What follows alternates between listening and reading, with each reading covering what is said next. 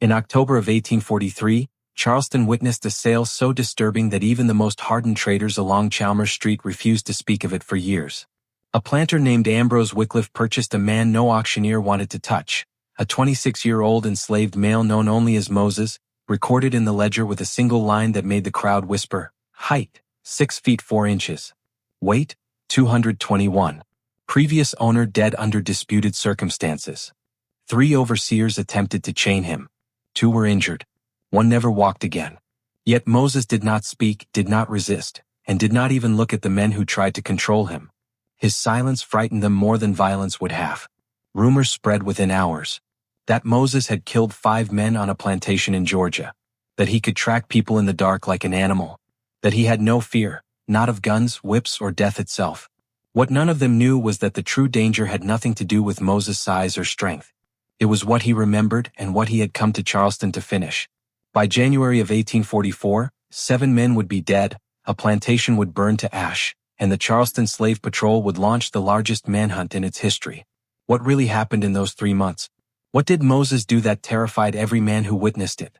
And why did Ambrose Wycliffe, a respected planter with everything to lose, bring such a man into his home? Before we uncover the disturbing truth, subscribe, hit that bell, and comment your state below. Now, let me take you back to where it all began. In the last days of October 1843, Charleston woke beneath a curtain of fog so thick the harbor bells sounded like mournful groans drifting through wet air. The cobblestones along Chalmers Street were slick with moisture, reflecting lantern light in dull, trembling halos. The slave market, usually loud with traders, brokers, and the metallic scrape of chains, moved with unusual restraint that morning, as if the entire street sensed trouble before it arrived. Ambrose Wycliffe stepped down from his carriage with the slow, deliberate caution of a man who distrusted every stranger and every shadow. His boots sank into the mud, and he paused a moment to scan the street from beneath the brim of his wide hat. He saw brokers huddled in tight clusters, whispering, too quietly for business. Overseers cast wary glances at the inner pens. A few women drew their shawls tighter when they noticed him watching. Ambrose disliked rumors. Rumors were the first sign a man was losing control of something. He approached the market clerk's table. The clerk, a thin fellow with hollow cheeks and red eyes, looked up with the expression of someone forced to deliver news he did not wish to carry. "You are Wycliffe of Ravenel Hill?" Ambrose nodded. The clerk swallowed hard, glanced over his shoulder, and lowered his voice. "Before we begin, there is an entry today you should be aware of. He is unlike the others." "There is always someone unlike the others," Ambrose said. "No, sir. This one, he should not have been transported here at all." The man tapped the ledger with a trembling finger. "The auctioneer intends to withdraw him. Says the paperwork is incomplete." Ambrose opened the ledger himself. One line was written darker than the others, pressed so hard the quill had nearly torn the page. Lot 14, male age 26. Height, 6 feet 4 inches. Weight, 221. Skills, unknown. Origin, Georgia, disputed. Note, previous owner deceased under violent circumstances. Ambrose read it twice. Violent circumstances did not concern him. Most planters died in conditions they pretended were peaceful. But the absence of details bothered him. A man that size with no skills recorded? No trade? No history of sale? That meant someone had tried to erase him. An erasure always cost money, more money than most planters were willing to spend. The clerk's voice faltered. "Sir, may I speak plainly?" Ambrose nodded. "Do not purchase that man. I warn you for your own sake." Ambrose did not respond immediately. He simply closed the ledger, returned it, and said, "Bring me to the auctioneer." The auctioneer was red-faced, sweating, and furious when Ambrose confronted him near the pens. "I knew this would happen," the man muttered. "Should have burned that paper myself. What is the issue with Lot 14? He is dangerous. That is the issue." The auctioneer wiped his brow. "Shipped from Savannah with a letter from the sheriff's office advising caution. We chained him with 3 men. He did not resist. He simply stared at them, and one began shaking so badly he dropped the lock." Ambrose raised an eyebrow. "Stared at them? You do not understand." The auctioneer lowered his voice. "These men whip prisoners for amusement. They are not easily rattled. But they were afraid of him."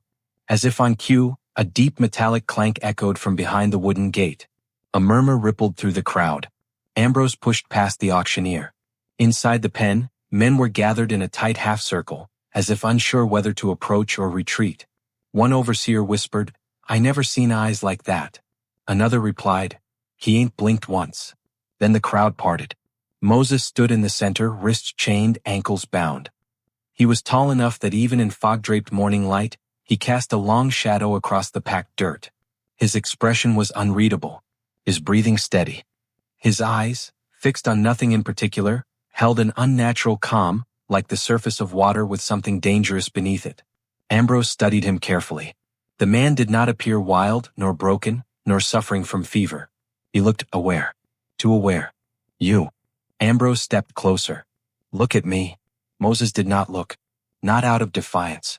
It felt deliberate, calculated, like the behavior of someone who understood that eye contact was a language and he refused to speak it. One of the handlers whispered, "He ain't said a word since the Georgia boat." "Not one." Ambrose asked, "Why is he being withdrawn?" The auctioneer sighed behind him. "Because I do not want blood on my floor today.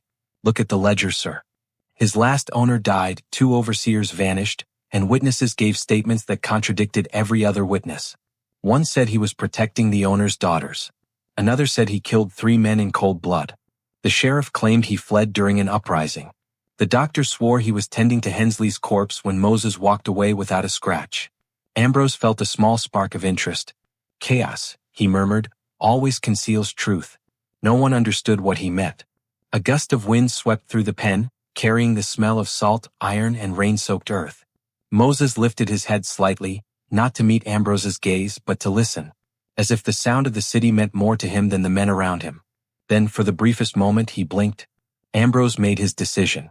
"I will take him," he said. The auctioneer staggered backward. "Wycliffe, no. I cannot." "You can," Ambrose cut in. "And you will." Gasps rippled through the handlers. Even Moses did not react, but the air around him seemed to tighten, like a rope being pulled from both ends. What none of them knew, not the clerks, not the handlers, not Ambrose Wycliffe himself, was that this decision would end 7 lives, destroy a plantation, and ignite a chain of events Charleston would spend decades trying to bury.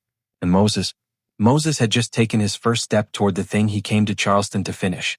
Ravenel Hill Plantation rose from the marshlands like a fortress built from arrogance and old money.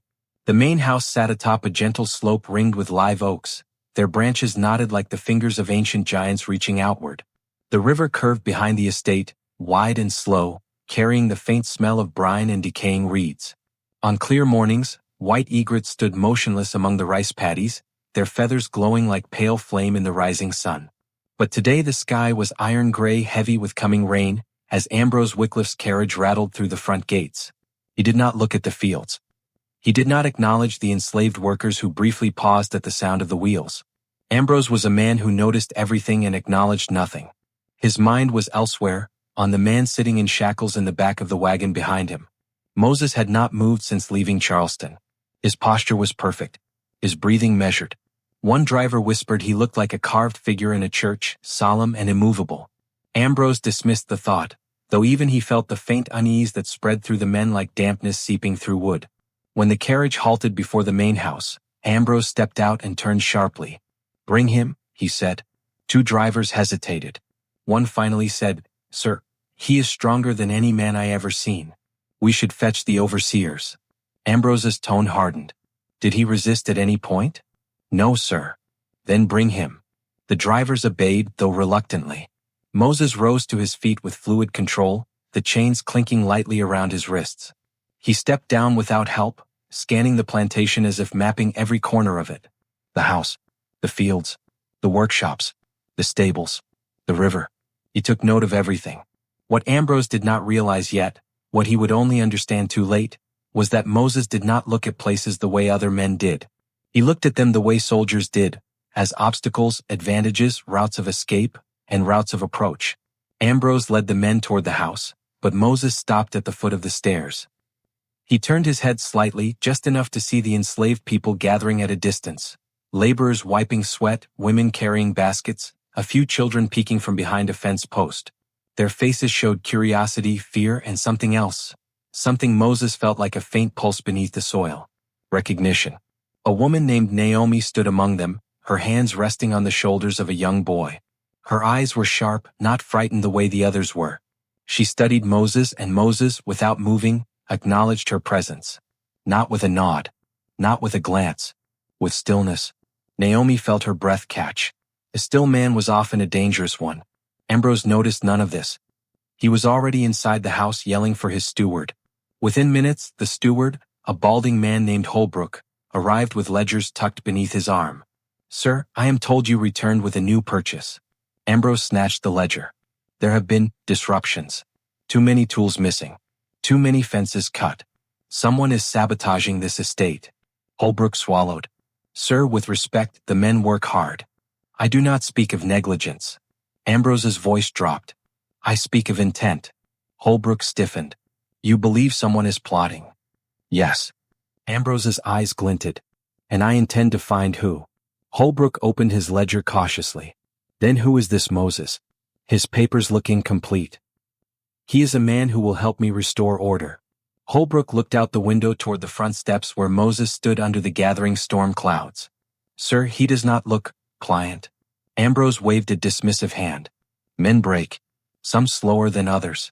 But all break." Outside, thunder rumbled over the marshes. Moses lifted his head toward the sky, letting a few cold raindrops strike his face. It was the first sign of emotion Ambrose had seen from him, though he did not witness it. Moses breathed out slowly as if preparing for something he had known was coming long before this day. Down near the fields, Naomi murmured to Isaiah, the plantation carpenter, "There is a shadow on that man." Isaiah scratched his beard. "Too much rumor makes shadows where none exist." "This is no rumor," Naomi said quietly. "He carries something heavy enough to crush a lesser man." Isaiah glanced at Moses. "What do you suppose he came here for?" Naomi watched Moses again, feeling an instinct she had learned to trust. "Not freedom," she said softly. "At least, not only freedom." By late afternoon, the rain fell in steady sheets. Moses was moved to a cabin near the edge of the worker quarters, but even the men assigned to escort him kept their distance. One whispered, "He don't blink, you notice?" "Ain't right." Another muttered, "Saw a dog approach him." Thing tucked its tail and ran. They left him there, alone, without speaking a word. Night crept in, thick and humid, with wind rattling through the oak branches like bones knocking together. The lantern outside Moses' cabin flickered, casting slow-moving shadows across the walls. Ambrose sat inside the main house with a glass of brandy, turning the Georgia documents in his hands. Falsified reports. Contradictions.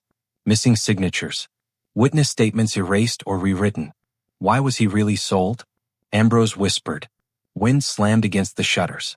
Across the yard, Moses sat on the bare wooden floor of his cabin, eyes open in the dark. Waiting. Listening. For what no one yet knew. Not even Ambrose Wycliffe. The next morning broke with low clouds and a sky the color of dirty wool. Mist clung to the fields, blurring the lines between water and land, making the rice paddies look like endless, shallow graves.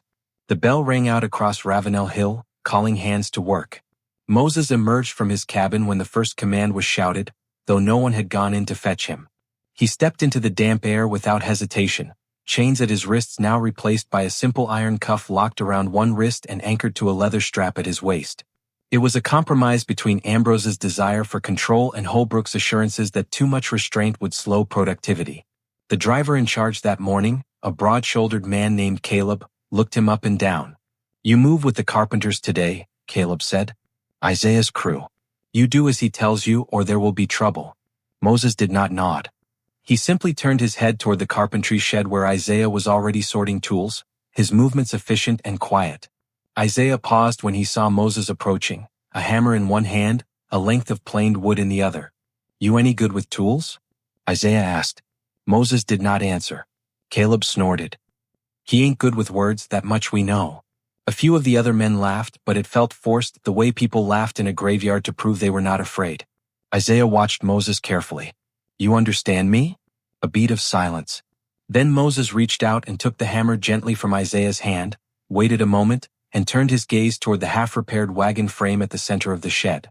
He walked straight to it, examined the fracture on the axle, and set to work without being told. His movements were precise. No wasted effort. No hesitation. Isaiah exchanged a slow glance with Naomi, who had come by with a basket of cloth to be mended. She lingered near the doorway, eyes narrowed. You see that? Isaiah murmured. I do, Naomi said. He knows what he is doing. Yes. She shifted the basket on her hip. He knows many things he pretends not to know. Caleb's voice cut across the murmur of saws and hammers. You, he barked at Moses. Faster. Moses did not look up, but his pace increased, each strike of the hammer sharp and controlled. Not one splinter flew where it should not. Not one mishit. Caleb frowned. Men usually made mistakes when rushed. This one did not. By midday, the wagon frame was repaired more cleanly than any of them had expected. Isaiah inspected the join, ran his thumb along the grain, and let out a low whistle. That is good work, he said. Moses still said nothing. You from Georgia? Isaiah asked quietly. Paper says so. No response. Naomi stepped closer, setting her basket down. There is blood on your shadow, she said under her breath, but not on your hands. Not yet. For the first time since arriving at Ravenel Hill, Moses lifted his eyes and met hers. The moment was brief, but it was enough. Naomi inhaled sharply. There was no madness there. No dull submission. His gaze was clear, steady, and old in a way that had nothing to do with years. Old like a memory that never healed. Then he looked away, picked up another tool, and returned to work. The dogs began to change on the second day. They were lean hounds, kept half hungry to make them vicious. They roamed the yard and fields, snapping at heels, snarling whenever anyone moved too slowly. Men cursed them, children avoided them. But as Moses walked from the cabin to the fields and from the fields to the shed, the dogs did something no one had seen them do before. They stopped. They watched. And then one by one they backed away, tails low, ears flat. The smallest hound, usually quick to nip at ankles, approached him once, just close enough to scent him. It froze, hackles rising, then whined and retreated, slipping behind the legs of a driver as if seeking protection. Now that, Caleb muttered, ain't natural. Word spread quickly, as it always did when something violated the expected order. By evening, men were murmuring about curses and spirits. Women clutched their children tighter. A young boy asked Naomi, is he a bad man? Naomi's jaw tightened. Bad and good do not live on one side each, she said. Some men carry both. Which side he on? The boy whispered. Naomi watched Moses across the yard, standing alone near the fence line as the sun bled red into the marsh. We do not know yet, she said. And that is what makes him dangerous. Ambrose noticed the shift in mood before anyone told him why. The laughter among the drivers was more brittle. Overseers lingered in pairs instead of striding alone. Holbrook fumbled his figures at the evening ledger, his usually neat handwriting cramped and uneven. What is it? Ambrose demanded. Speak plainly. Holbrook cleared his throat. It is the new man, sir.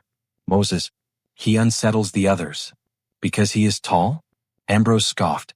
Because he is quiet, Holbrook answered. Too quiet. That night, wind rattled the shutters again. Rain came in fits, drumming against the roof of the main house and then stopping abruptly, leaving the silence louder than the storm. Ambrose drank alone in his study, candlelight trembling across maps of the property. He did not sleep easily. Men like Ambrose rarely did. Control required constant vigilance. Sometime after midnight, a sound woke him. Not a crash, not a scream. Something subtler. A faint shift in the air. The sensation of being watched. Ambrose opened his eyes, heart pounding. The room was dark but for the dying candle on the desk. He listened. The house creaked as old houses did. Distantly, he heard rain tapping at the far windows. Then he realized what was wrong. The dogs were not barking. They always barked at night. At owls. At each other. At shadows. Tonight, nothing. Ambrose rose, pulled on his coat, and crossed the room to the window. He pushed the curtain aside and peered out into the yard. A figure stood motionless in the open space between the main house and the workers' cabins. Tall. Unmistakable. Moses. Bareheaded, shoulders squared, face lifted slightly toward the house. Not moving. Not pacing. Just standing there in the damp night as if he had been there for hours. Ambrose felt a chill crawl down his spine that had nothing to do with the wind. He whispered to himself, why is he out of his cabin? From somewhere deep in the yard, a dog began to whine. Not a growl, not a snarl, but a thin, frightened sound. Moses did not look down. He kept his eyes fixed on the house. On Ambrose. As if he knew exactly which window held the man who had bought him. What Ambrose did not know, what he could not know, was that Moses was not looking at him the way a laborer looked at an owner. He was studying the distance, the angles, the paths, and silently, patiently, he was deciding how Ravenel Hill would fall. The morning after Ambrose saw Moses standing in the yard, the plantation stirred uneasily, as if the soil itself remembered something the people had forgotten. A thick fog slid across the marshlands, swallowing the lower fields and softening the outlines of the live oaks. Even the birds seemed reluctant to sing. Workers moved more quietly. Overseers snapped less. Dogs lingered inside their kennels, refusing to cross the yard. Holbrook found Ambrose at the breakfast table, staring into a cup of black coffee he had not touched. "Sir," Holbrook said, "there is a visitor from Charleston. A trader. Says he comes with documents from Georgia." Ambrose's head lifted sharply. "Georgia?" "Yes, sir." "He insists the matter is urgent." Ambrose set his cup down. "Bring him in." Moments later, Benjamin Carter, a slave trader Ambrose recognized from coastal auctions, stepped through the door. The man's clothes were damp, hair plastered to his forehead from the lingering mist. He carried a leather satchel under one arm with a kind of stiffness that suggested he would rather drop it into a fire than hand it over. "Wycliffe," Carter said. "I was told you purchased a man called Moses." Ambrose studied him. "You came all this way to confirm something you already know?" "I came," Carter said, lowering the satchel onto the table, "to warn you." Holbrook shifted uneasily. Ambrose leaned back in his chair. "Sit." Carter did not sit. He opened the satchel and removed a folded packet of papers tied with fraying string. "This," he said, "is everything the sheriff's office in Chatham County sent with the shipment. They wanted it delivered before the boat even docked. But the captain decided some things were better left unread." Ambrose tugged the packet toward him. The string snapped too easily. The first page was a death certificate. The second, a sheriff's report. The third, testimony from 3 enslaved men. The fourth, testimony from 2 white overseers. None of the accounts matched. Ambrose frowned. "This is useless." "No," Carter said softly. "It is dangerous." Holbrook leaned closer. "What do they say, sir?" Ambrose scanned the sheriff's report first. Owner Jacob Hensley found deceased in main house. Cause of death, blunt force trauma. No sign of break-in. Enslaved male known as Moses last seen in proximity. Witnesses report conflicting accounts. Sheriff's deputies unable to establish timeline. He turned to the next statement. "I seen him running toward the house. I think he aimed to protect Miss Lydia and Miss Mary. He fought 2 men off them." The next testimony contradicted it entirely. "He killed Overseer Granger with his bare hands. Snapped his neck. Then he turned on Hensley." Ambrose narrowed his eyes. Holbrook murmured, "Impossible. Both cannot be true." Carter exhaled. "There's more." Ambrose unfolded the last page, a single handwritten note from a plantation doctor. "When I reached the house, Hensley was already dead. Moses stood over him calm. No blood on him. No wounds. He looked at me once and said nothing. Then he walked out the door." Ambrose looked up. "Walked out." "Just walked," Carter said. "Not ran. Not hid. Walked." Holbrook shook his head slowly. "A guilty man does not do that." Carter's eyes flicked toward the window, toward the distant fields where Moses worked silently beside Isaiah. "No," he said. "A guilty man does not." Ambrose felt something cold coil inside him. He asked, "What happened to the Hensley daughters?" Carter's jaw tightened. "Alive. Shaken. One claims Moses saved them. The other will not speak of him." Ambrose tapped the papers. "And why send him to Charleston?" Carter hesitated. "Because the sheriff wanted him out of Georgia. And because no trader in Savannah would touch him. They said he brought," Carter swallowed, "unnatural quiet with him." Holbrook murmured, "We have felt that here." Ambrose ignored him. "Tell me plainly, Carter. Why come here personally?" Carter stepped closer, lowering his voice. "Because men like Moses are not born. They are made. Something happened on that plantation that broke every rule we trust to keep men in line. And the sheriff does not want the truth known." Ambrose's gaze sharpened. "What truth?" "The truth," Carter whispered, "that he might not have killed Hensley at all. That someone else did. Someone the sheriff cannot name without tearing apart half the county." Ambrose's grip on the papers tightened. He sensed the traitor was holding something back. "What is missing?" he demanded. Carter hesitated long enough to confirm Ambrose's suspicion. Finally, he said, "There was a 3rd overseer on the Hensley plantation.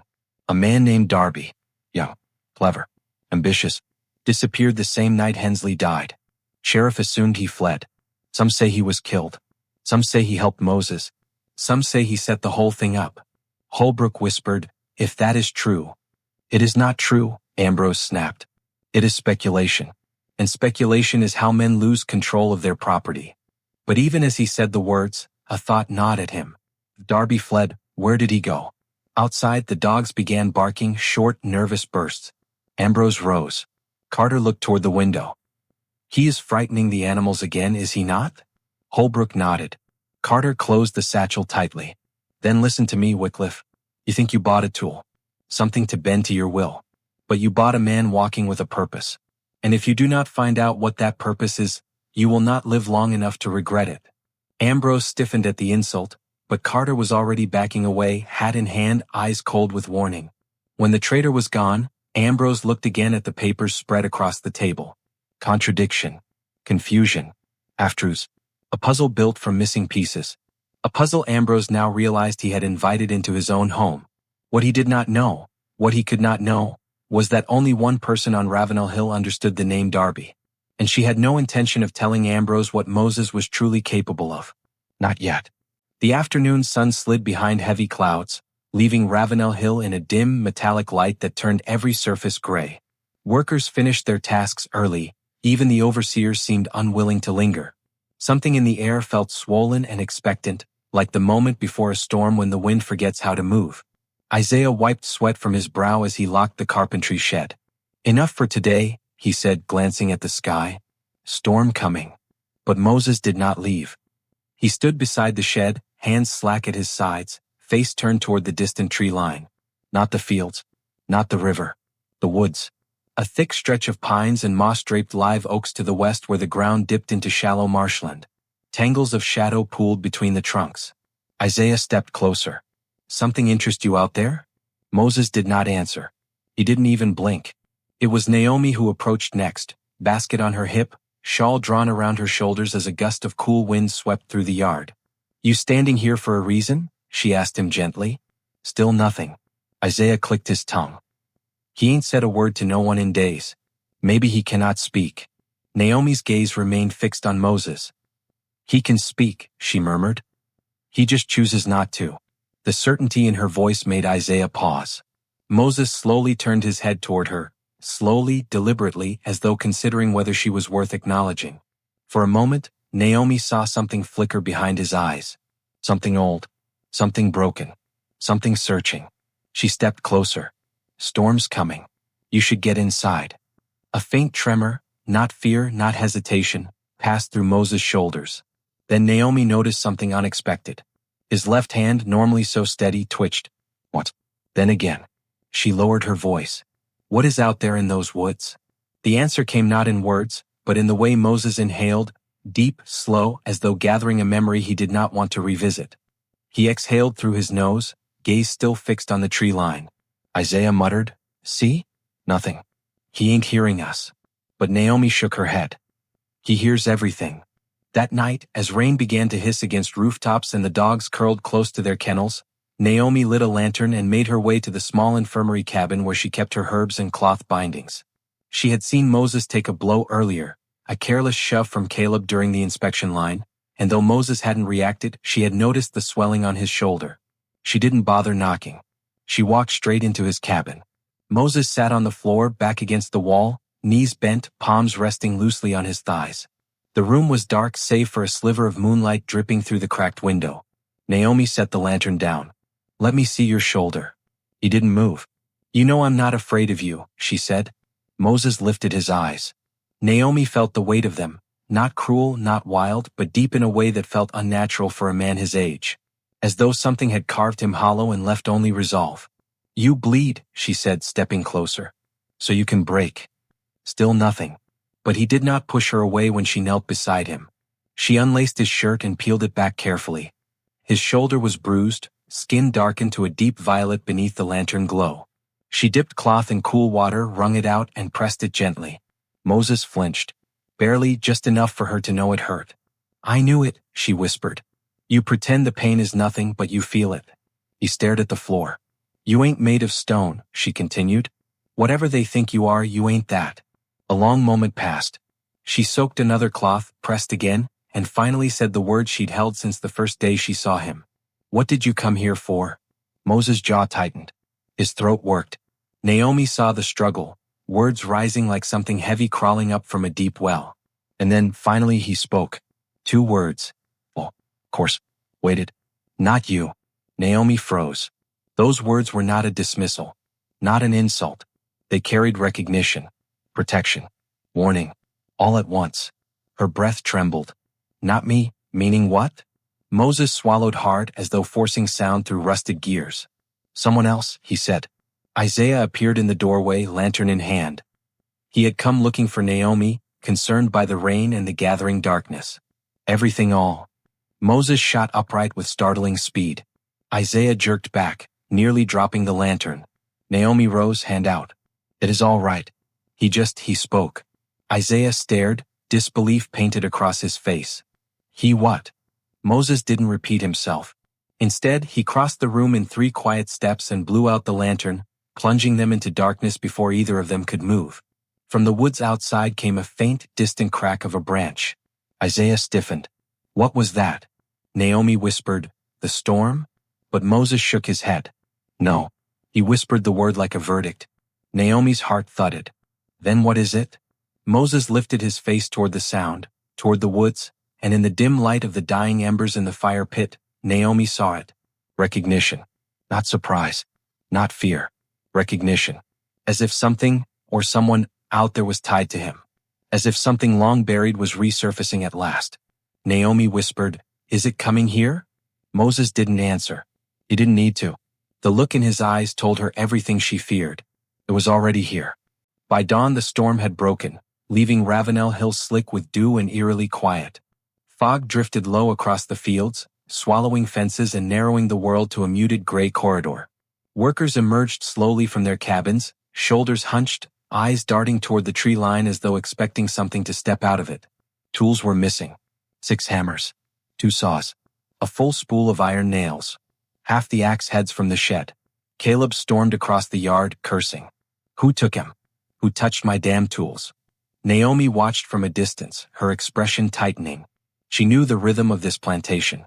Nothing vanished without a reason. Nothing broke unless someone wanted it broken. Isaiah inspected the shed, jaw clenched. "Locks ain't forced," he muttered. "Someone had a key. Then one of the men stole it." Caleb growled. "This ain't no accident." But Isaiah wasn't convinced. Why steal tools and not food? Why nails and not rope? Caleb pointed toward the cabins. "Ask him." Everyone knew who he meant. Moses. He worked at the edge of the yard, splitting logs with steady, silent precision. Every strike of the axe was measured. Clean. Controlled. He did not break sweat. He did not look toward the commotion. Caleb marched toward him, rage quickening his stride. "You," he barked. "You hear me?" Moses did not pause. The axe rose, fell, split wood with a crisp, echoing crack. Caleb shoved him hard. The axe stopped mid-swing. Moses' grip tightened on the handle, but he did not turn. Did not look at Caleb. Did not react to the shove. That made it worse. "Look at me." Caleb shouted, grabbing Moses' arm. Isaiah rushed forward. "Caleb, leave it be. Not like this." But he was too late. Caleb swung a fist at Moses' jaw. And missed. Because Moses stepped aside with a movement so fluid, so effortless, it looked almost instinctive. Caleb stumbled past him, catching himself on the stump. Breathing hard. A quiet gasp rippled among the workers. No one had ever seen a man avoid a blow like that. Not here. Caleb's face reddened. "You think you smart? You think you can?" Before he finished, Ambrose's voice thundered from the house. "Enough." Caleb stepped back immediately. Ambrose strode forward, one hand gripping the folded Georgia papers. His eyes locked on Moses with something sharp and unsettled. "You will answer a question," Ambrose said coldly. "Look at me."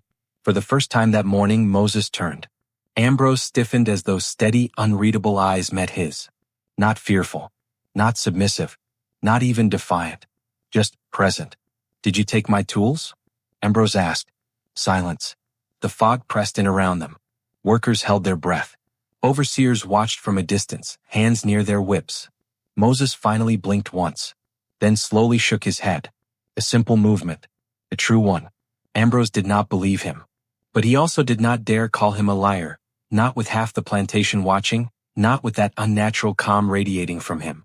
Before he could speak again, Holbrook hurried from the house, waving a sheet of paper. "Sir, it is not only tools. The east fence is cut. Clean through." Ambrose spun around. "Cut? With what?" "Like saw work," Holbrook said. "2 clean slices." Caleb muttered, "Then he did it." But Isaiah shook his head. "No man can saw through 2 posts in the dead of night without noise." Ambrose scowled. Unless he was not alone. A weight settled over the yard. Naomi stepped forward carefully. "Sir, if someone is planning something—" "I did not ask your counsel," Ambrose snapped. Naomi fell silent. Ambrose turned to Caleb. "Whip him. 10 lashes. Now." The air tightened. Isaiah stepped between them instinctively. "Sir," Caleb pushed him first. "No cause." Ambrose's hand went to the pistol at his belt. Isaiah froze. Naomi whispered, "No." Caleb took a step forward, whip coiled in his fist. Moses stood still. Perfectly still. Isaiah whispered under his breath, "Please, just move. Just step back." But Moses did not. Caleb raised the whip, and a sharp crack split the air. Not from the whip. From the woods. A tree branch snapping violently, echoing across the yard. Dogs began barking wildly, then yelping, retreating toward their kennels with tails tucked. Ambrose spun toward the sound. Isaiah's face paled. Naomi whispered, "Again?" Because she had heard that same sound the night before. Moses lowered his gaze toward the woods. Recognition again. Ambrose glared at him. "What is in those woods? Answer me." Moses looked back at Ambrose with a steadiness that felt like a warning. Caleb whispered, "He ain't scared at all?" Ambrose's teeth clenched. "Enough of this. Holbrook, summon the patrol. Someone is sabotaging my property." Holbrook hesitated. "Sir, the patrol may draw questions about." "Do it," Ambrose snapped. Holbrook ran. Isaiah exhaled slowly. "Sir, whoever did this, it wasn't Moses." Ambrose turned a furious gaze on him. "Then who?" Isaiah swallowed. He didn't know. But Naomi did. Her eyes drifted toward the woods. Toward the sound that had echoed twice now. Toward a memory many on the plantation tried to forget. She murmured, barely audible, "Darby?" The name tasted like a ghost. Moses' jaw tightened. Ambrose heard nothing. He only saw the broken fence, the missing tools, the nervous dogs, the muttered prayers of his workers. And a towering man who would not bend. He pointed at Moses. "You will be confined tonight," Ambrose said, "until I know what game you are playing." But Moses was not playing a game. He was waiting for one to end. And in the shifting fog of Ravenel Hill, something, or someone, was drawing closer. The first shadow of rebellion had arrived. Night settled over Ravenel Hill like a slow suffocation. The fog thickened until even lantern light could barely cut through it, leaving shadows drifting like smoke between the cabins. The crickets had gone silent. The dogs refused to leave their kennels. Something in the air pressed down on the lungs, heavy and waiting. Caleb had orders to confine Moses to his cabin. But Ambrose, uneasy after the day's sabotage, insisted the confinement be doubled. 2 drivers, armed, stationed outside the door. They stood stiffly under the swaying branches of a live oak, their breaths forming pale wisps in the cooling air. Inside the cabin, Moses sat on the floor exactly as before, knees bent, back straight, hands resting on his thighs. No chains. No bindings. Just a closed door and 2 frightened men on the other side. He wasn't thinking of escape. He was listening. Listening to the woods. Naomi approached the cabin quietly, carrying a cloth bag of salve and herbs. She knew she shouldn't be there.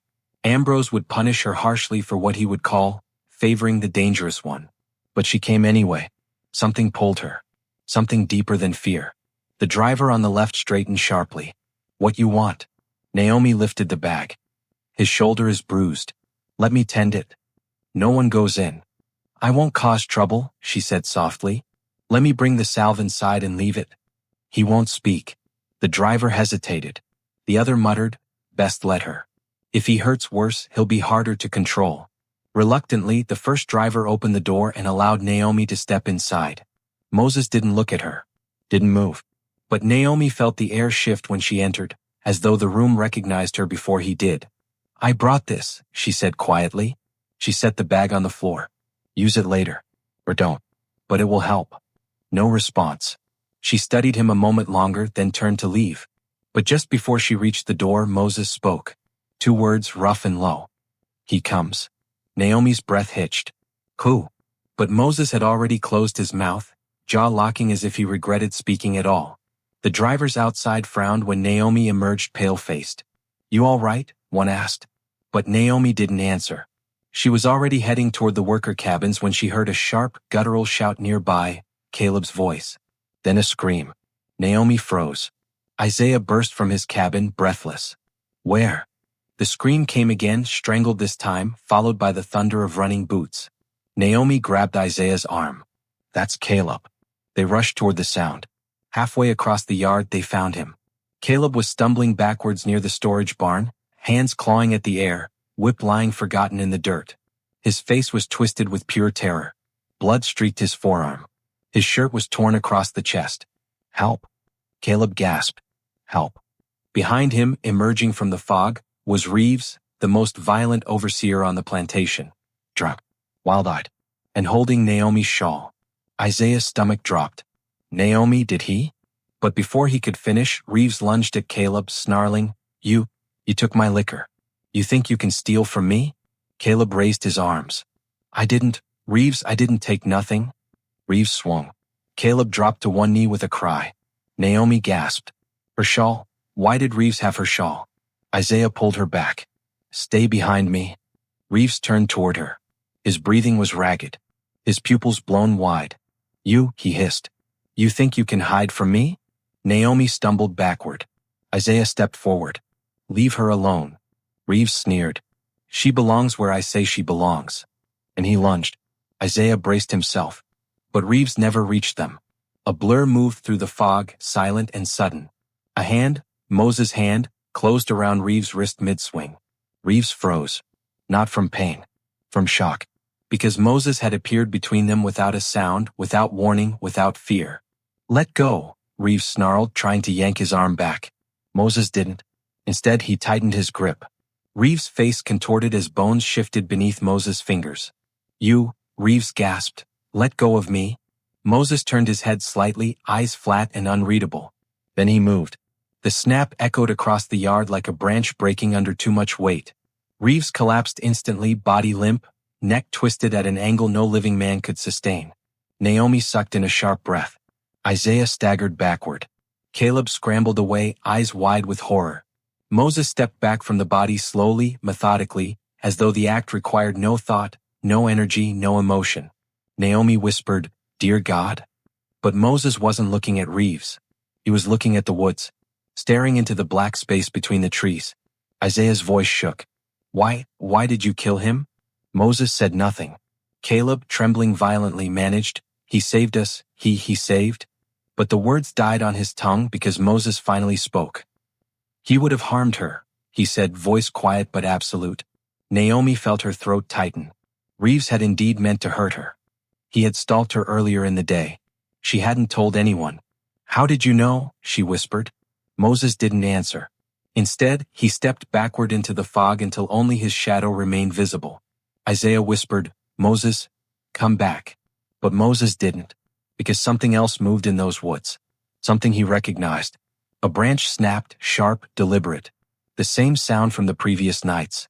And Moses looked toward it with the calm certainty of a man who had been waiting for this moment. Naomi whispered, "Is that Darby?" Moses didn't deny it. He only whispered, "No mercy." Then he disappeared into the fog. By sunrise the fog had thinned, but the terror it carried lingered like the smell of iron in the air. Reeves' body lay under a canvas sheet near the barn while Ambrose stormed across the yard, boots pounding hard enough to snap twigs beneath them. His jaw locked, his face stiff with a fury sharpened by fear. Holbrook trailed behind him, wringing his hands. "Sir, we must be careful how we report this. An overseer dead." "Dead by whose hand?" Ambrose snapped. Holbrook swallowed. "The men say Moses." Ambrose stopped sharply. "The men say, not you." Holbrook hesitated. Sir, Reeves provoked him. "There were witnesses." "Naomi." "I do not care what Naomi saw," Ambrose hissed. "I care what Charleston will hear." He kicked the dirt with the heel of his boot. Reeves' death had cracked something in the fragile order of Ravenel Hill, something Ambrose sensed but could not name. He marched toward the cabin where Moses should have been confined. The door hung open, empty inside. Ambrose's voice dropped into a low snarl. "Where is he?" Holbrook stammered, "Sir, after Reeves, after the incident, he left. Walked into the fog." "Walked?" Ambrose repeated slowly. "Walked. No chains. No resistance. Not even a glance back." Caleb limped forward, bruised and shaken. "Sir, he saved us. He saved Naomi. Reeves was." "Silence." Ambrose barked, his face reddening. "Do not defend a murderer." Naomi stepped out from behind Isaiah. "Sir, if Moses hadn't come, Reeves would have?" Ambrose rounded on her. Not another word. Naomi's mouth closed, but her eyes burned with a quiet defiance. Ambrose turned to Isaiah. "Gather every overseer. Bring the dogs. We hunt him." Isaiah, who had spent years surviving men like Ambrose, lowered his gaze carefully. "Sir, the dogs won't track him." "Why not?" "They fear him."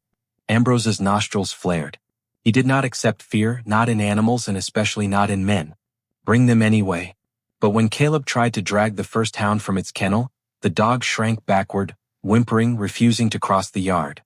Even when another overseer struck it, the animal yelped and curled tighter into itself. "Coward beasts," Ambrose spat. Holbrook whispered, "Sir, this could become bigger than we can contain. If Charleston hears that you bought a man who killed—" "Enough," Ambrose said coldly. "Charleston will hear what I choose to tell them." But Charleston was already hearing whispers. Shortly after noon, a small patrol wagon arrived at Ravenel Hill. 3 mounted men in navy coats bearing the city insignia stepped down, their expressions grim. The captain approached Ambrose. "We heard a report of sabotage on your property, and now an overseer dead?" Ambrose forced a tight smile. "A misunderstanding. A drunken accident." The captain gestured toward the canvas-covered body. "Accident?" Ambrose stiffened. "You will not judge my plantation based on rumor." One of the patrolmen knelt beside Reeves' body and lifted the cloth briefly. He looked up, face pale. His neck, he was killed clean. The captain's expression hardened. "Who did this?" Ambrose said nothing. Holbrook said nothing. Caleb swallowed, shaking. And then Naomi stepped forward. Isaiah grabbed her arm. "Naomi, don't." But she had already spoken. "Moses," she said quietly. "He killed Reeves." Ambrose's head snapped toward her. "You dare speak without permission?" Her voice did not waver. "Because it is the truth." "What provoked him?" the captain asked. Naomi hesitated, but only for a breath. She knew how the story would twist depending on her answer. "Reeves attacked Caleb," she said. "Then he turned on me." The captain nodded slowly. "So Moses intervened." Ambrose's fury ignited. "Do not pretend the man was protecting anyone. He is dangerous, violent, uncontrollable." The captain raised a hand. "Where is he now?" Ambrose gestured toward the woods.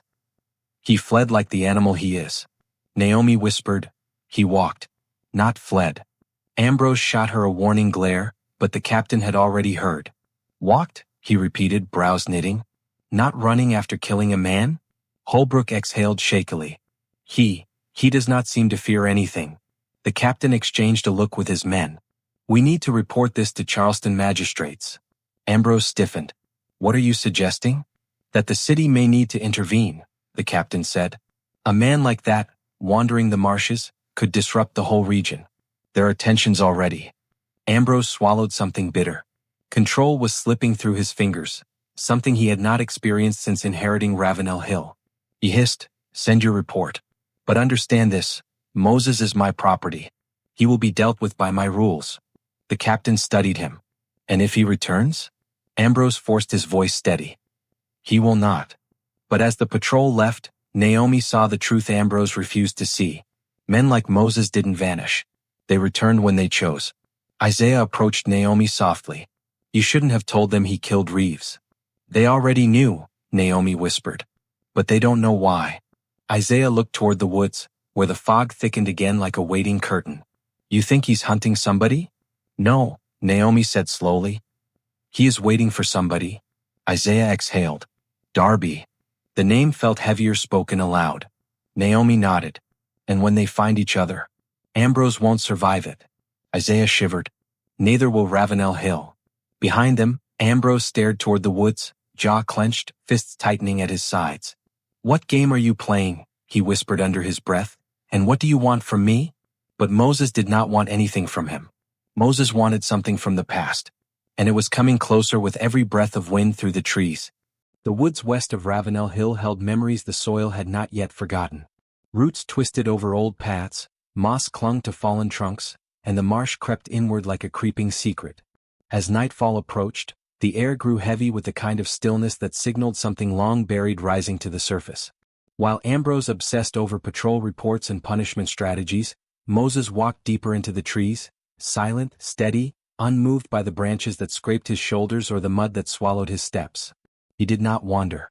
He did not search. He followed. Because he knew who had entered these woods before him. He knew the way the ground shifted beneath that man's footsteps. He knew the rhythm of his movement. He knew Darby was no ghost. And Darby was not hiding. Not from Moses. Not anymore. Back on the plantation, Naomi couldn't sleep. She sat outside her cabin, shawl wrapped tightly around her, eyes fixed on the tree line. Isaiah joined her quietly, lowering himself beside her. "You knew," Isaiah murmured. "Didn't you? About Darby?"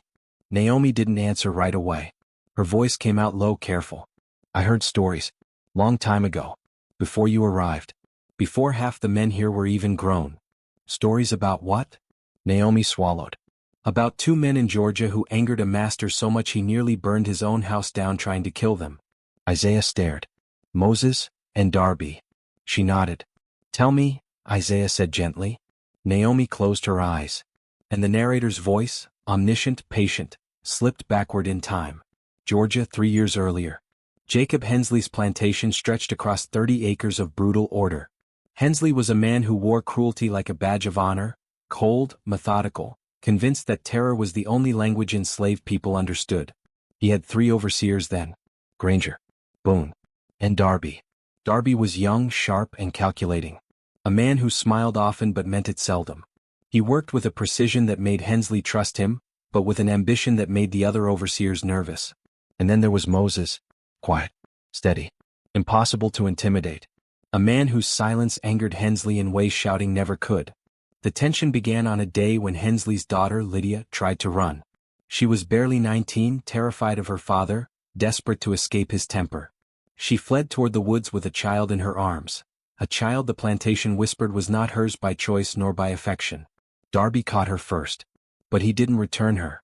He hid her in the smokehouse until nightfall. When Hensley discovered the disappearance, he went mad with rage. Boone and Granger forced half the men into the yard, demanding confessions. Moses was among them. When Boone raised his whip at a young boy who knew nothing but fear, Moses stepped forward, not with violence, not with anger, but with a quiet, controlled resolve. "Stop," he said.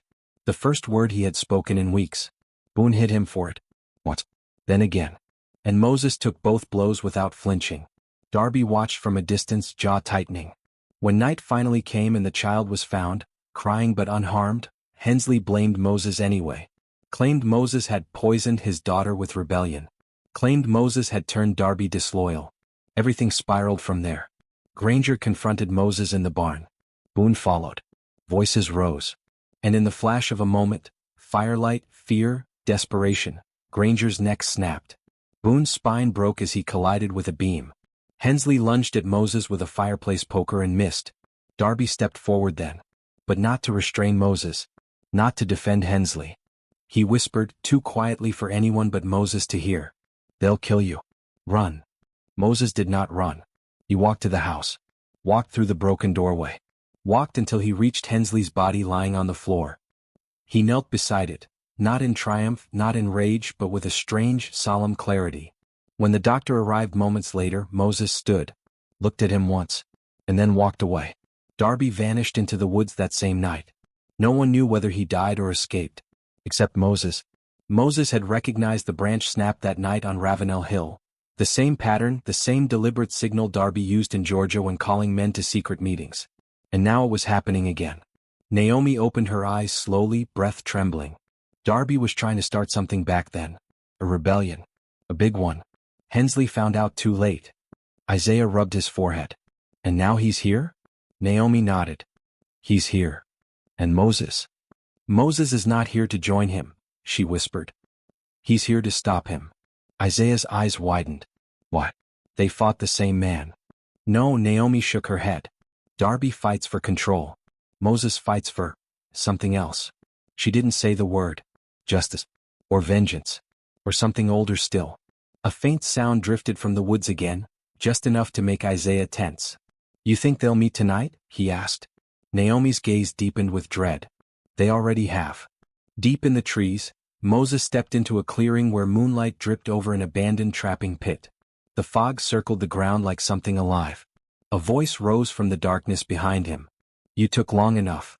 Moses did not turn. Darby, he said quietly. A shadow detached itself from a tree trunk. Taller than memory. Leaner. Sharper. Eyes bright with a kind of feverish conviction. I knew you'd follow, Darby said. You always do. Moses finally looked at him. Darby smiled. But it was not the smile of a friend. Not anymore. You came here to stop me, Darby murmured. But you're too late. The woods held its breath. Even the night waited to hear what came next. The moon sank behind the clouds, plunging the forest into a shifting, uncertain darkness. Only the pale silver outline of the marsh pools gave shape to the ground. Moses and Darby stood facing each other in a clearing the plantation hands avoided even in daylight. The air smelled like wet bark, cold soil, and something electric beneath it as if the night itself braced for violence. Darby tilted his head, studying Moses with the calm cruelty of a man who had already prepared his justifications. You came all this way, Darby murmured. After 3 years. I wondered if you would. Moses didn't respond. His breath misted faintly in the cold air. Darby stepped closer. Tell me, when you killed Granger and Boone, did you feel it? That pull inside your chest? That moment you realized you were born for more than bending your back in a field. Moses' jaw tightened. They hurt the child. They hurt all of us, Darby snapped. Every day. Every night. And now. He spread his arms wide. The world is ready to burn. Ravenel Hill is one spark from falling apart. Moses shook his head. Not this way. Darby smiled faintly, almost pityingly. You still don't understand. You think you can outrun your own strength. You think silence protects you. But you and I, we were never meant to crawl. Thunder rumbled over the marsh. Far in the distance, the faint glow of lanterns flickered near the plantation house as Ambrose's men searched the yard in confusion. They know, Darby whispered. They know they're losing control. Moses stepped forward. Stop this. Darby chuckled, the sound low and dangerous. Stop? Moses, it has already begun. He turned slightly, gesturing toward the eastern treeline where a faint movement stirred. The shapes of several enslaved men emerging from the dark, their faces tense, breath shallow, weapons fashioned from stolen tools gripped in their hands. Moses felt something sink inside him. Darby, he murmured.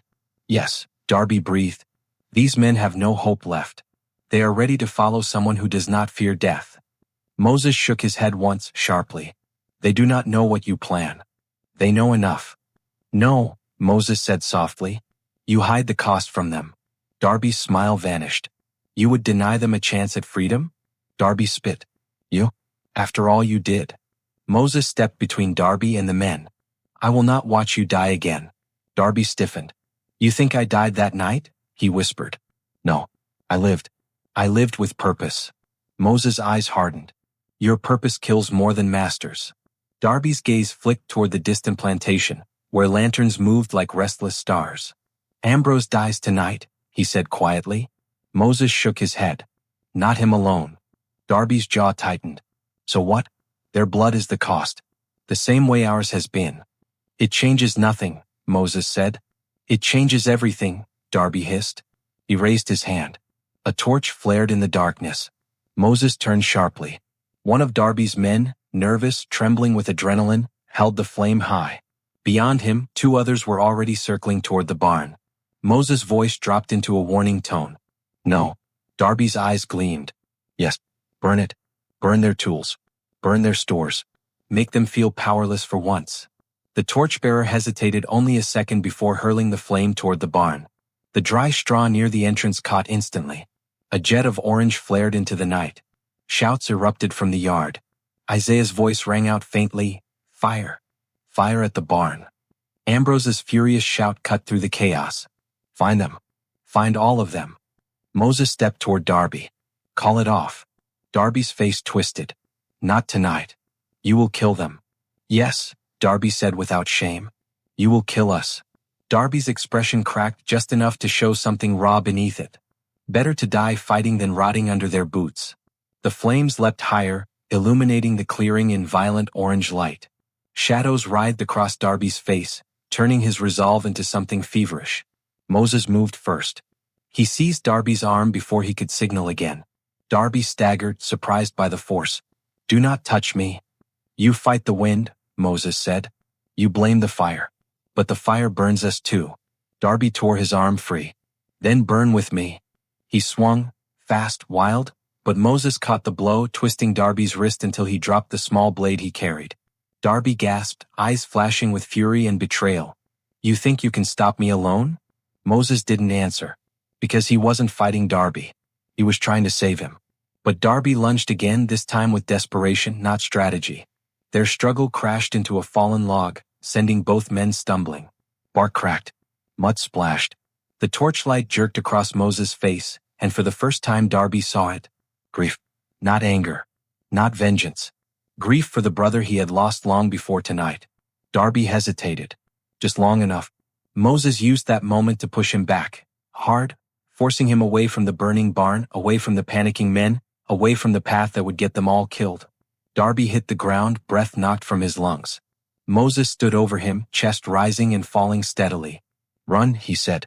Take them and run. Darby's expression twisted. Rage, heartbreak, disbelief. You choose them? You choose their world over freedom? I choose life, Moses said. For them. Darby stared up at him, eyes burning. Then you are already dead. But he did not attack again. He whistled, a sharp, piercing signal. The men who had followed him melted back into the woods instantly. Darby rose slowly, breathing hard. Next time you won't stop me. Moses didn't move. Darby stepped back into the shadows. And vanished. The fire roared behind Moses, swallowing half the barn now. He turned toward the flames. Toward the screams. Toward the chaos he had tried to prevent, but could not stop. Not alone. By the time the sun rose, the barn lay in a smoking black skeleton. Charred beams jutted upward like ribs of a dying animal, and the air stank of wet ash and burnt grain. Workers dragged buckets back and forth through the mud, their movements stiff with exhaustion and fear. Horses snorted nervously in their stalls. The dogs refused to go near the ruins. Ambrose stood at the center of the wreckage, boots sinking into the soot-softened earth. His hair was unkempt, coat thrown over his nightshirt, hands trembling with rage. Find him, he hissed to Holbrook. Find Moses. Holbrook swallowed. Sir, no one has seen him since the fire. Ambrose pointed at the ground where a long, deep footprint had been found near the tree-line. He was here. He watched. I know he watched. Caleb limped forward, face pale. Sir, there were others in the woods. I saw shapes. Heard voices. Ambrose turned sharply. Others? Yes, sir. Holbrook added, the missing tools, the cut fences, it was more than one man. Ambrose looked toward the woods, rage simmering beneath his skin. This is rebellion, he muttered. It always starts with one body and ends with fire. Isaiah approached cautiously. Sir, not all the men are involved. Most don't know anything about Dar. Do not say his name, Ambrose snapped. Isaiah's mouth closed. Ambrose clenched his teeth. We ride at once. Every man accounted for. Every cabin searched. Every trail followed. Holbrook hesitated. Sir, the marshes. I will drag the marsh dry if I must, Ambrose growled. Moses cannot outrun 30 men. Holbrook stared at him for a long moment, then quietly said, He does not run. Ambrose paused. Holbrook swallowed. Sir, he walked into the fog after the killing. He walked into the woods last night. He walks. He does not run. Ambrose felt a chill he refused to acknowledge. Ready the patrol, he ordered. The Charleston patrol arrived by mid-morning, 8 men on horseback, rifles slung across their backs, expressions grim. Their captain scanned the workers with the cold scrutiny of a man who trusted no testimony from black mouths. Your report said one of your slaves murdered an overseer, the captain said to Ambrose. And now you have arson. Ambrose nodded tightly. The man is dangerous. He led others into rebellion. Naomi stepped forward before she could stop herself. He did not lead anyone. He stopped it. Ambrose spun toward her. Be silent. But the captain had already heard. Stopped it? He asked. Naomi swallowed. Yes. If he hadn't, The whole estate would be ash. The captain studied her carefully. You saw him? Yes. Did he threaten you? No. Ambrose's patience snapped. She is lying. Naomi's jaw set. I am not. Isaiah stepped forward. His voice was quiet but firm. Sir, Moses killed Reeves because Reeves was attacking Naomi. That part is true. The captain raised an eyebrow. And Ambrose failed to mention that. Ambrose reddened. This is my plantation. I decide what details matter. The captain didn't respond. He simply turned to his men. Fan out. Search the woods. Stay close enough to see each other's shirts. The men nodded, tightening their reins. As the patrol moved toward the trees, Naomi gripped Isaiah's arm. They won't find him. Isaiah nodded. No, they won't. Because Moses was not hiding. He was choosing where to be seen. The marshland swallowed sound. Horses stepped nervously across soft ground, hooves sinking half an inch with every stride. The reeds rustled. The water lapped in faint rhythms against mud banks. 2 patrolmen dismounted, scanning for footprints. I don't like this, one muttered. Feels wrong. The other nudged him. He's just one man. The marsh rippled. A dog whimpered and backed away. And then a voice drifted from somewhere behind them, deep, steady, close enough to stop their hearts. Do not follow me. Both men spun, rifles raised. But no one stood there. It was impossible. The voice had come from the nearest tree line. Yet the ground around them held no new footprints. Only the wind moved. One of the patrolmen whispered, He's playing tricks. No, the other said quietly. He's warning us. They didn't advance. Not another inch. Back on the plantation, Naomi and Isaiah waited near the worker cabins, dread heavy in their chests. Naomi felt something shifting in the air. Something final. Something that told her she had already seen Moses for the last time. Hours passed. Distant shouts faded. Horses returned. Men dismounted with pale faces, muttering about nothing but trees and mist and echoes that didn't belong to the woods. Ambrose stormed toward the captain. Well, where is he? The captain shook his head. He vanished. Vanished? Ambrose snarled. Men do not vanish. The captain hesitated. Some do. Ambrose stepped close enough to nearly collide with him. He is my property. The captain met his eyes. Not anymore. Ambrose's face twisted with fury. He rushed to the tree-line, shouting into the marsh. Moses, do you hear me? You belong to me. You hear me? His voice echoed across the still water. No answer. Only the wind. Only silence. Only the final truth beginning to settle into the soil of Ravenel Hill. Moses was gone. Not captured. Not dead. Gone. And the patrol, men trained to hunt runaways, would whisper for years that the marsh refused to give him up. That the dogs who tracked so many others trembled and hid when asked to follow his scent. That the water stilled when he stepped into it. Naomi closed her eyes as a single thought struck her like a blow. He didn't run from us, she whispered. Isaiah nodded, voice quiet. No. He ran toward something. Isaiah's throat tightened. Or someone. Behind them, Ambrose sank to his knees in the mud, breath ragged with fury, humiliation, and a fear he could not speak aloud. He did not know that Moses had already reached the far edge of the marsh by then. He did not know that Darby was gone too. He did not know that this was not an ending. It was a beginning.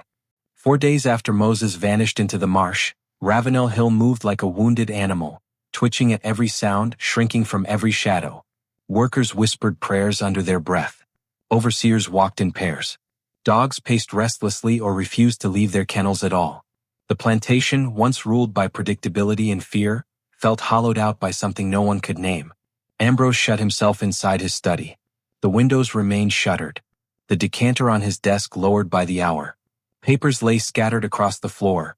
Maps of the marshes, lists of missing tools, the Georgia testimonies he had read aloud to himself until the ink blurred. Holbrook knocked timidly. Sir, you must eat. Ambrose didn't look up. Leave me. Sir. Leave me, Holbrook. The steward flinched and retreated. Ambrose pushed a trembling hand through his hair. He had built his entire identity on control, of land, of labor, of wealth, of reputation. But Moses had undone him with silence, with stillness, with a refusal to play the role assigned to him. Worst of all was the uncertainty. Was Moses alive? Was he coming back? And if he came, what would he bring with him? Ambrose couldn't answer any of those questions. and fear thrived in unanswered spaces. In the workers' quarters, Naomi gathered children near the fire pit, her voice soft, steadying. But her hands shook when she tied her shawl. She felt the tremor of unfinished business lingering in the soil. She could almost feel Moses' absence the way one feels the absence of a heartbeat. Isaiah sat beside her, carving a smooth piece of wood into the shape of a bird. His knife moved slowly, thoughtfully. "You ever think he'll come back?" he asked. Naomi didn't look up from the fire. "Not here." "Then where?" She exhaled. "Where the past tells him to go." Isaiah considered that. "You think he'll find Darby?" "He already did," she said quietly. "But that wasn't the end. There's something in Moses that Darby woke up. Or maybe something that Darby tried to kill." Isaiah's carving paused. "You think Moses killed him?" Naomi shook her head. "No. If Moses wanted Darby dead, he'd be dead." "Then what happened?" She stared into the fire, watching the flames rise and fall. "Moses spared him. And sometimes, sparing a man is worse than killing him." Isaiah studied her. "You think Darby will come back too?" "Yes," she whispered. "But not to Moses. Darby don't want a brother. He wants an army." The fire crackled as if agreeing. Charleston responded differently. Within a week, newspapers printed half-truths.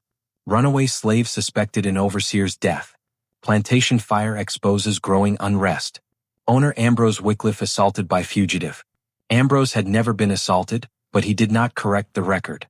Better to be seen as victim than fool. Better to shift blame to a nameless, dangerous runaway than admit he'd purchased a man he couldn't control. By the second week, the Charleston patrol concluded their investigation with cold indifference. Subject Moses presumed drowned in the marsh. Case closed. But the men who had ridden into those marshes, the ones who had felt the stillness, the watching, did not believe that conclusion. They spoke of it only in low tones, usually over whiskey, usually at night. Horses refusing to go forward. Dogs retreating in fear. Footprints that stopped mid-step. Branches snapping in rhythmic patterns no wind could explain. Some said they heard breathing behind them when no man stood there. Some said the marsh water stilled around their boots, as if something below the surface listened. But none of them dared return. Years passed. Ambrose Wycliffe died alone in his study 3 winters later, face frozen in a grimace of fear. Some said it was the whiskey. Others said it was the debt. Naomi believed it was the guilt, though she never said so aloud. Holbrook sold the estate. New owners arrived. The land changed hands. The fields shifted crops. But one part of Ravenel Hill remained untouched. The patch of woods where the barn once stood. Workers refused to clear it. Overseers refused to step inside it. And every dog brought onto the property bolted whenever forced near the treeline. They said the woods remembered something. They said the air felt wrong. They said the shadows didn't fall like shadows should. Naomi kept the story alive. She told it quietly at night, in rooms lit by a single candle. She never exaggerated. Never painted Moses as hero or monster. "He was a man," she would say. "A man carrying something heavy, something he couldn't put down." Children listened wide-eyed. Some asked, "Did he kill many people?" Naomi shook her head. "He killed only when he had to. And the world feared that more than anything." Why? Because a man who kills only for purpose cannot be predicted. And a man who cannot be predicted cannot be owned. As the children grew older, the story grew with them. It spread through other plantations, carried in whispers across fields and along river routes.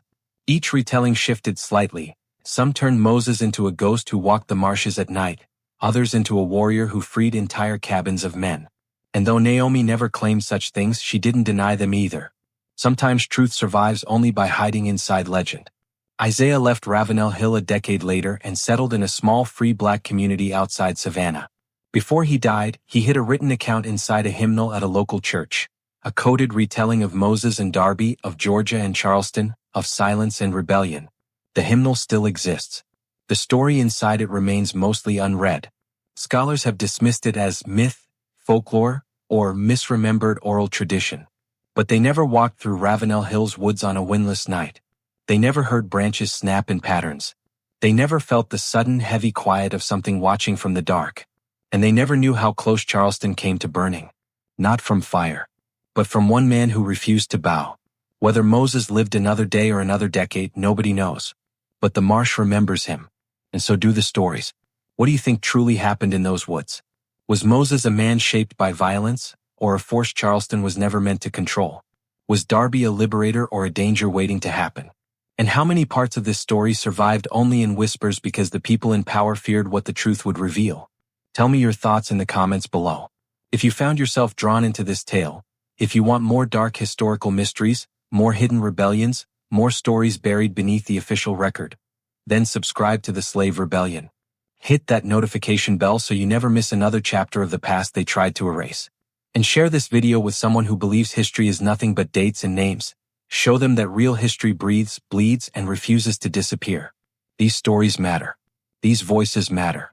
And remembering them is its own kind of rebellion. I'll see you in the next video.